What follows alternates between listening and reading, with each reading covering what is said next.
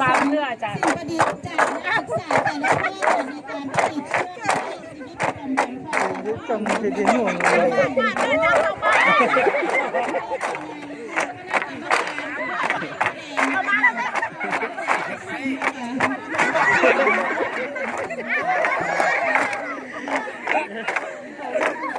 นี่อยากที่จะให้ตัวเหนือซะเลย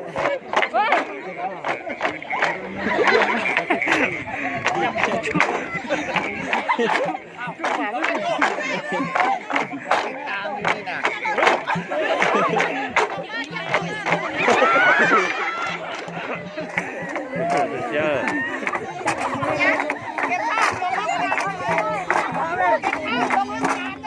ไม่ขาดจับปัญหาผมมาใจกว้างนิดนึงเลย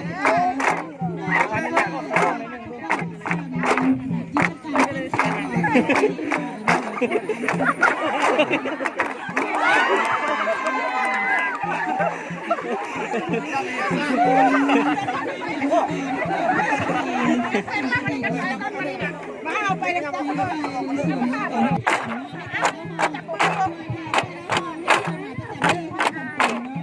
ขมุกขมุกขมุก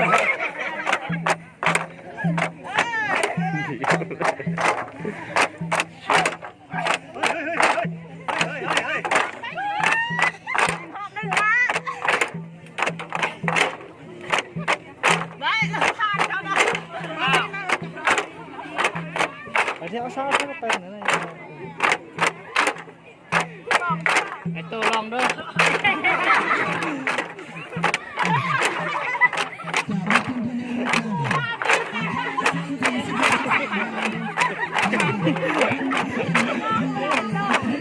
กดแม่โต้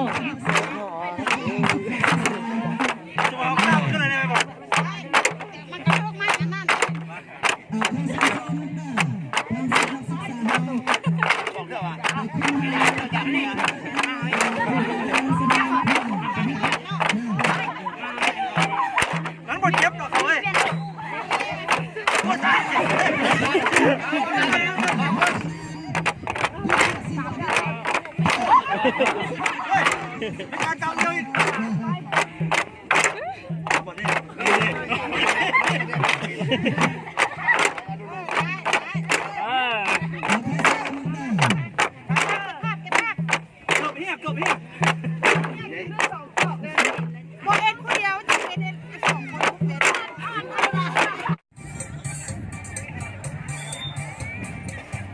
ใช่เนอะที่สนใจตอนนั้นเลยใช่เนอะ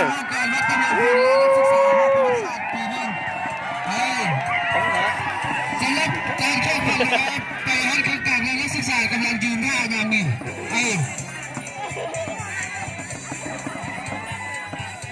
ผลการแข่งขันของนักศึกษาห้องประวัติศาสตร์ปี 1เป็นฝ่ายชนะสำนักกีฬากลับมาแล้วจับมือถือแขนกันได้เนาะเป็นการทักทายให้เกียรติซึ่งกันและกันเพื่อที่บอสนาปีหน้าให้ชนะของเราชนะเอาทีม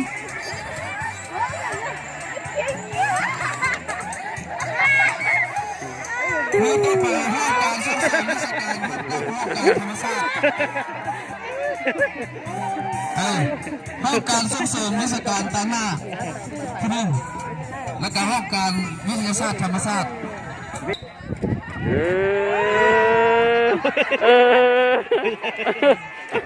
อะไรสิครับตบมือเพื่อน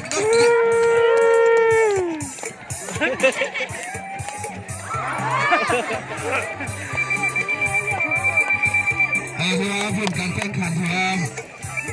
นักศึกษาเป็นฝ่ายชนะ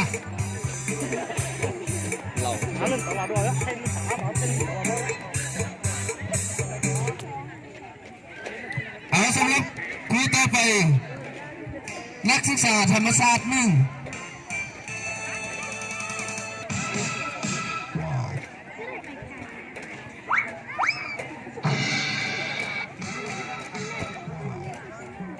ต่อไปห้องการจัดตั้งพบกับนักศึกษาภาษาลาว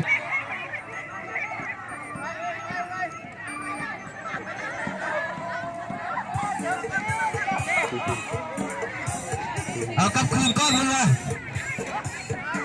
โจ้